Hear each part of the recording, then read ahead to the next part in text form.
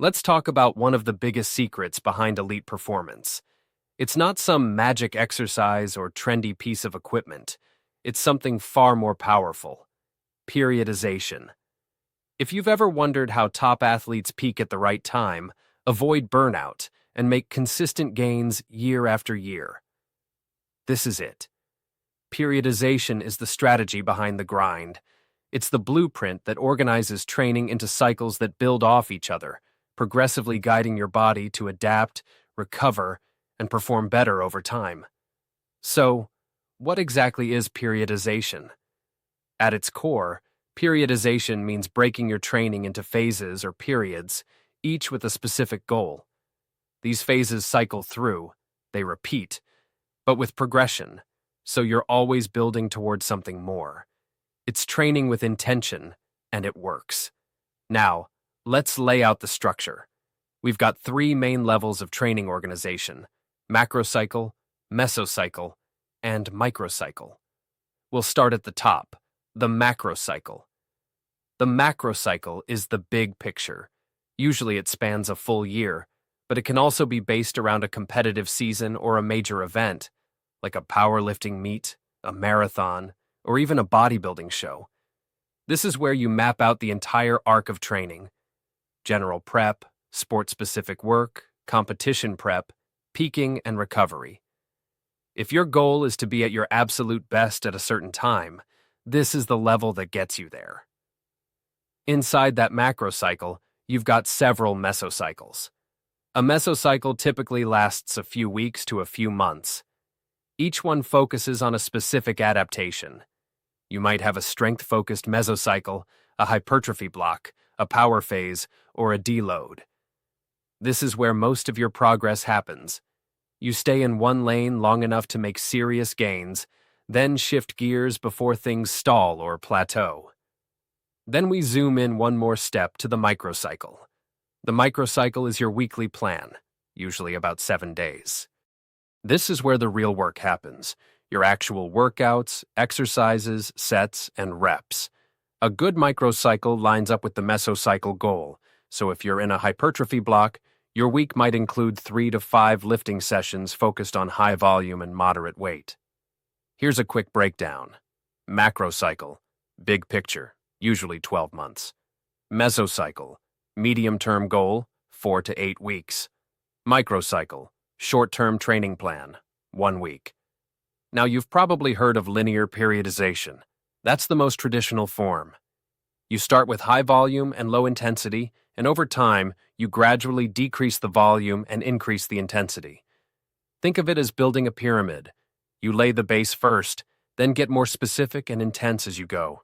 So in practice, a linear plan might look like this. Month 1, hypertrophy, high reps, moderate weights. Month 2, strength, moderate reps, heavy weights.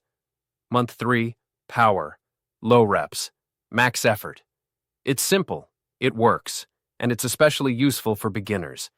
But then there's nonlinear or undulating periodization. This model shifts intensity and volume more frequently, sometimes even within the same week. One day might be heavy and low rep, the next moderate, the next light and high rep.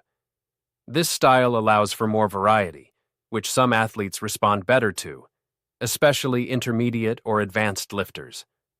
No matter the model, periodization respects the principle of SAID, specific adaptation to imposed demands. Your body will adapt to exactly what you ask of it. So, you've got to be crystal clear with your training signals. Want to build strength? Then your program better reflect strength-specific loads, reps, and rest. Want to cut fat or improve conditioning? Different signal, different stress. Another core principle here is progressive overload. Periodization makes sure that overload is structured, that you're not just guessing week to week. Instead of burning out or spinning your wheels, you're applying stress at the right time, recovering at the right time, and adapting over time. A good periodized program also accounts for recovery. Every few mesocycles, you'll often include a deload week, lower intensity, lower volume, so your body can absorb the gains, reset mentally, and come back stronger. Here's what this might look like in a real-world scenario.